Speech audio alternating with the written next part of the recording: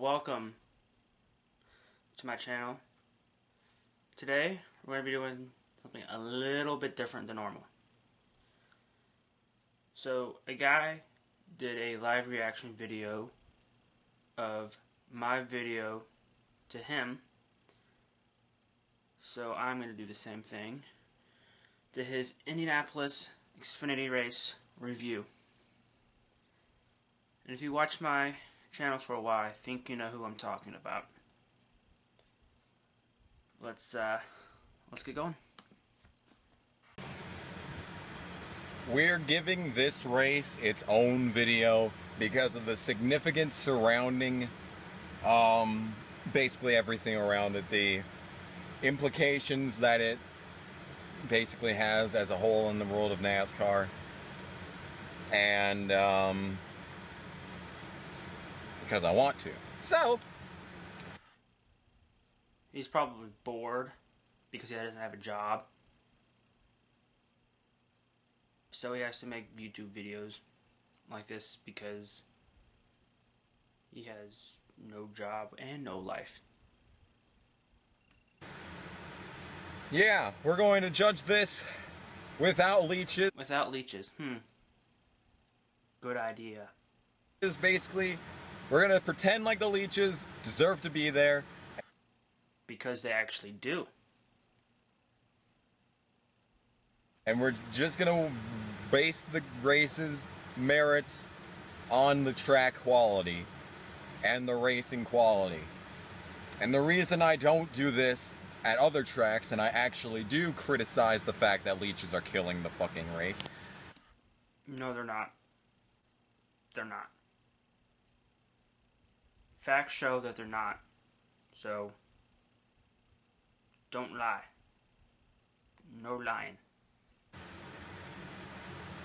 Because it is. It really does. Leeches really do affect the outcomes of these races, and we're going to base... Okay, yes, they do. But they bring money in, they bring sponsorship, they put fans in the stands, they put, sponsors on the car, so I don't know what to do that will make you happy. It's this entire event as though there weren't any. So, was this the worst race in NASCAR history?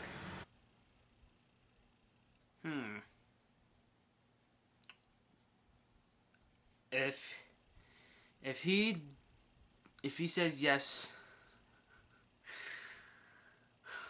let's see if he says yes. The answer to that is a pretty hard no. As a matter of fact, this was probably the best race at that NASCAR Xfinity Series has ever done at Indy. My point exactly. That being said, it still wasn't even that good.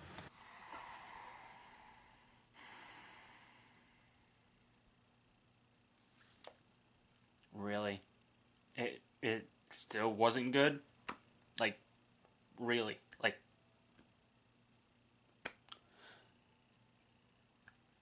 this race wasn't good. I'm gonna have to disagree with that. We had passing. We did. Oh, congratulations! We had some passing. A lot of passing. Not some. A lot of passing. And 2 and 3 wide, so I don't know why you're complaining. Oh, great! Wonderful. Wonderful, that's great. Okay. You figured out how to make it so that you can pass occasionally at Indianapolis. Oh, great. Now, why don't we just go to a track where we can pass all the time? Like what? You need to explain more on this. No words? No words? Okay, I see how it is. Basically, if you want this race in one sentence, That sentence is, it was okay, but any other track would have put on a good show. Or better show. Easily. I think that is the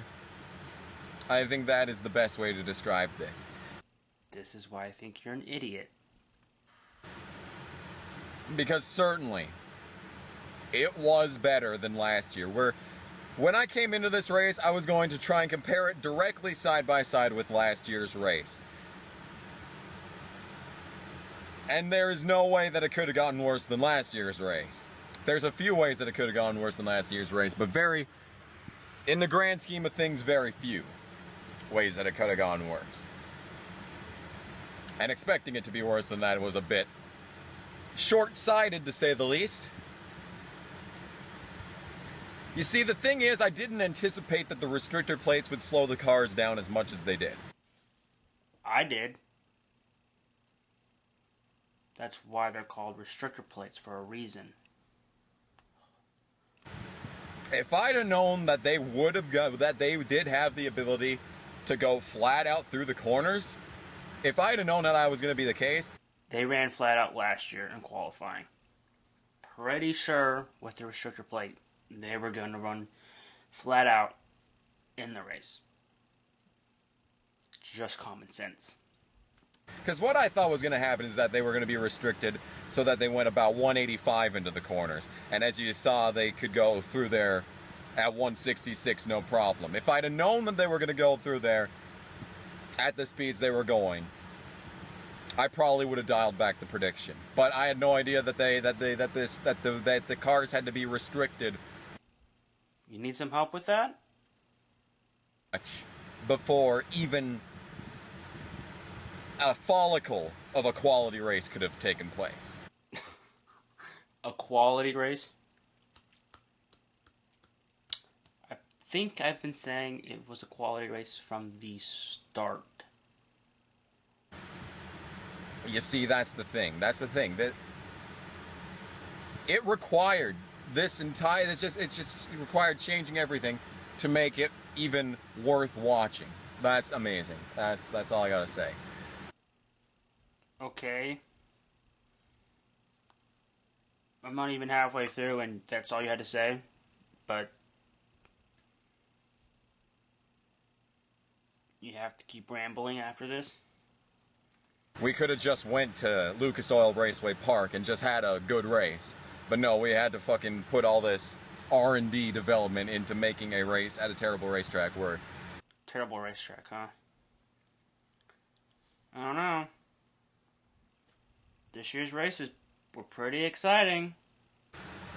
And that being said, it still wasn't incredible. The Xfinity race at Pocono that we had the Cup guys broadcast, even with the Keselowski win, that I would still say is more entertaining than this race. Really? More entertaining? Did we see 2 and 3 wide racing in the middle of the corner at Pocono?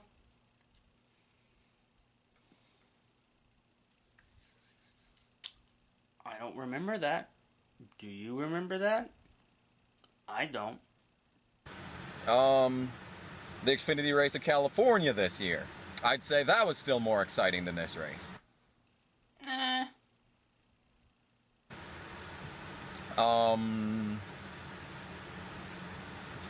I'm not sure about any other races, though. Those for sure were better. You see, what I wonder is, why can't we just take the aeroducts? Why can't we just implement that in other places, you know? We could do that. We don't need to do this Frankenstein's monster of a race car going back to the package that we used last year that was so god-awful. Was it really that bad? I mean, we still had good racing. That they needed to make a new package for this year. You know, We had to go back to that package that was notoriously awful. See, what I wonder is what do the aero ducts have looked like with this year's package? It probably wouldn't have been as good of a race because adding the drag made it possible to run 2 and 3 wide like we saw.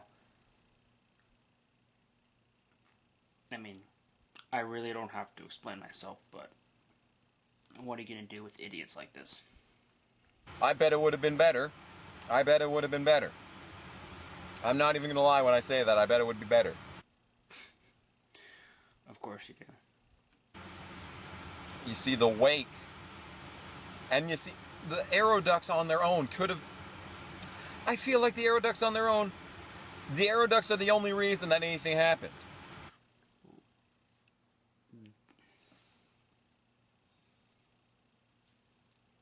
We don't really know that. Maybe we don't know because we haven't tried just that. So another invalid point. You see, the aero ducts worked. That's what I'm trying to say, is that part of this whole thing, that part of this whole operation worked. Yes, it did work. So did the other things. If it hadn't been for the aero ducts, and if they had just gone with restrictor plates, we would have just seen a replay of last year's race. I don't remember 2 and 3 wide racing from last year. Did you? I mean, I don't know. I guess I must have not been watching it. So, I don't know. I guess I was wrong. So, yeah, that's all I'm going to say as far as that's concerned. And I really wish that I could say that this was a great race. It was a great race. And you know what? The finish was good. It was okay. But anywhere where someone's actually competing with the leader for the win, you know, anytime that happens, that's great. That's not saying anything on the package or anything. Like, if anyone could have pulled out... See, what I'm trying to say is that at Pocono, there was a 3-way battle for the win, using this year's package. So? This was only a 2-car battle for the win. And I feel like Menard... Because there was a long green flag. It would have happened at Pocono anyways. Still would have happened at Pocono if it was a green flag. Run to the finish like we saw Saturday. And I feel like Menard...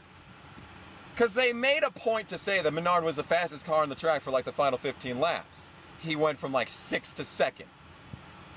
But when he got to the leader, he couldn't do anything. He got to Logano and got right past Logano. He got to Elliott Sadler and got right past Elliott Sadler. But when he got to the leader, he couldn't make the pass. Why is that? Because it's clear he had the faster car. Because if he didn't, he would have probably fallen off from Byron, even with the close-up rate. Did he really have the fastest car? Let's just be real. Was William Byron really a little bit faster than Menard? Maybe Menard was a little bit faster. Probably because he had fresh tires. But I think it was a great race at the end with both of them. But, you know, it could be better. You know, anything could be better than what happened, you know. It could always be a side-by-side finish. And this guy would still be like, oh, it was such a terrible race. Why is that? Because it's clear he had the faster car. Because if he didn't, he would have probably fallen off from Byron, even with the close-up rate. In fact, a few times coming out of the final corner, you could watch the interval drop. So Byron got out of the corner better. And then the interval kept dropping, and kept dropping, and kept dropping until it kind of evened out right when they got into the corner. So how much of that was even the Aeroducts doing their job at the end of that race? I don't get it. I don't get it. What I'm trying to say is that this could have gone better. Yes, it could have gone better. In many ways. As a whole, when the race whenever the restarts happen, as a whole, whenever the restarts happen, there would be a bit of competition, and then the cars would break into about 4 to 5 car groups, 3 to 5 car groups, and they'd be able to battle for positions just fine amongst each other, including the leaders. But once it got down to 2 cars, it was impossible to pass. Impossible to pass? Will they pass? I don't know what you're talking about. It was, you could suck up, but you couldn't pass. Even down the backstretch using side draft, you couldn't pass. They did pass. And that basically falls on the fault of the restrictor plates. No, it doesn't. Preventing them from getting the extra speed that they need off the corners to complete the pass. Okay, maybe. You may have a point there. The Aeroducts work just great when you need to close up to someone, but you need the extra power that the engine itself produces to make the pass. I feel like the Aeroducts on their own could have made this package work, and I really wish they just use the Aeroducts and not try this restrictor plate bullshit. And I think the Aeroducts at other tracks would be great. If the close-up rate actually worked like this at other tracks, you know, if we, yeah, because we disregard the restrictor plate for now. You okay there, buddy? You don't look so very good. I think the car just shut itself back off. Because of... I'm trying to keep it cool in here so that this doesn't overheat, but I think it's overheating anyway, so I'm a total failure at life, basically, is what I'm trying to say. There. My answer. You know what? I think I'm gonna end the video right there. So like this video, give it a big thumbs up, and I'll see you guys next time.